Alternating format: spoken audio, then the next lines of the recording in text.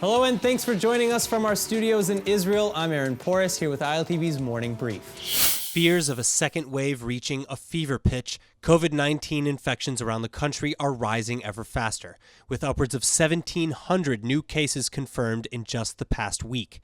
In fact, infection rates in Israel are sitting at nearly 300 new cases every day, and the WHO reporting the single largest daily global rise in infections on record, too. But in spite of the worrying numbers and calls for hospitals to prepare to reopen COVID wings, Israel's health ministry sees no need to reimpose restrictions anytime soon. The new health ministry director general, Hezi Levi, saying Israelis just need to remain vigilant in maintaining social distancing and wearing masks, adding that those with even mild symptoms should simply go get tested. At the same time, Levy also rejecting calls to fire his second-in-command for granting an exemption from self-quarantine to Israeli Cypriot billionaire Teddy Sagi, who attended a star-studded party instead. Deputy Director General Itamar Grado explaining his reasoning in an apology letter which has been accepted. Meanwhile, in a total opposite of new lockdowns, train services across the country are resuming Monday morning after months of being closed.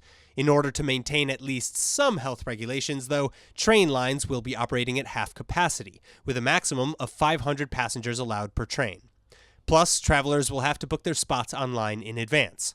Also, no food or drink allowed on your trip, as passengers will have to wear masks at all times, and those with body temperatures above 38 Celsius or 100 degrees Fahrenheit will be barred from the train stations to begin with. The death toll rising by 2 to 307, with the total infections hitting nearly 4,900, a rising majority of whom are younger patients.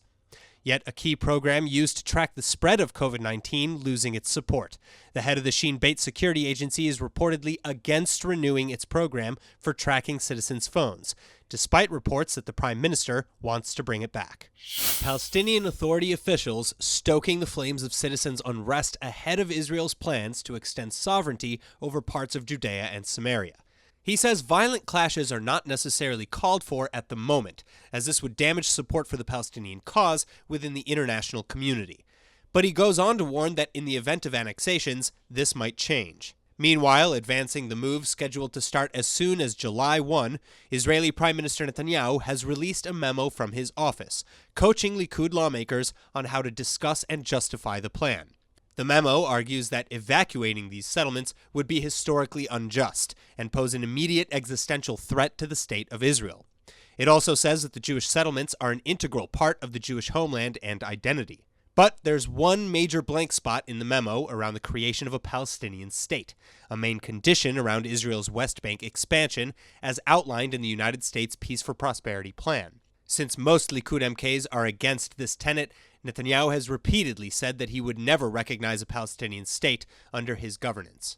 It's Israel's most famous resort town, and for years, millions of locals and tourists have been waiting for a better way to travel south to Eilat. Without a personal vehicle, your choices are between the limited long and crowded bus trips or catching a flight. But after nearly a decade since approving the initiative, Israeli government planners are getting started on a train line. Now, the first section of the line will connect Bedel Sheva to Mishor Rotem via Dimona at a cost of 2.7 billion shekels. That's more than $780 million. And planners estimate that by 2030, between 18 and 30 trains per day will travel to the southernmost Israeli city, carrying 5.2 million passengers and hundreds of thousands of containers of cargo a year. There could be some obstacles, though, since the budget is yet to be approved. Plus, don't forget the environment. Potential damages to the desert landscape also need to be assessed. That's all for now, but for more news from Israel, remember to like ILTV on Facebook and on Instagram, and to subscribe to us on YouTube. I'm Aaron Porras, and see you later with our main daily broadcast from Israel at 2 p.m. Eastern Time.